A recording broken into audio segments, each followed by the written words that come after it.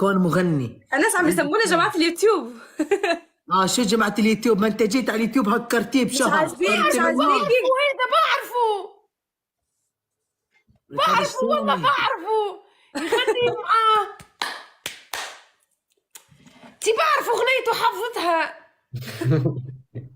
اسمع ابو الشام، بدي اقول لك انا بس ثواني. شوي بدي اقول لك قصة. هلا انا بس بدي اقول لك شيء لضحى. بدي اقول لك شغلة. شو؟ غني شوي بس منها عشان نتذكرها. انا بعرف انه بينادوا لك ضحايا وانت ما بتعرفي غنيتي. ليه بعرف حافظها غنية. عيب يا ضحى، عيب يا ضحى، هذا اللي بخلينا نعيط. انت عيطولك انس دراما. وكاي ما بتسمع غير تونسي، بتدعم اهل بلدها، ما ليه بتدعم.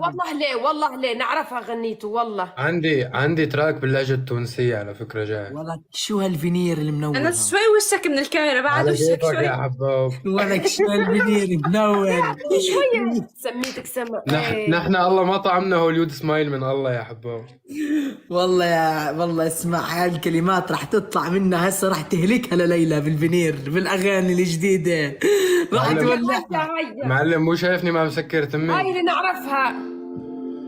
وحاقي اللي ما حن قلبها مرة ولا هلا راح القلب يا يما ولا كان سمتك سما ما بيناسبك الا انا.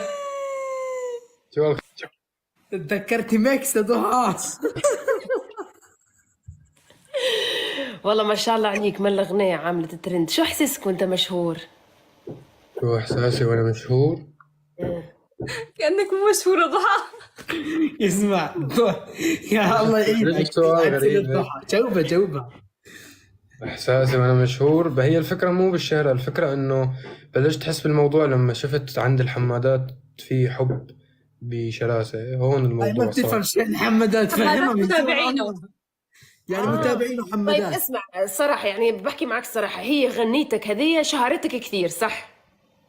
لا هسه اقول لك شغله تدخل، هاي مش بس هاي اقوى منها الاغنيه. شوف اسمع بيشرح لها شيء. انا بحكي لك انا بحكي لك عن المغرب العربي صح؟ يعني المغرب العربي اللي هو تونس الجزائر الكل سمعوا بالغنية هي.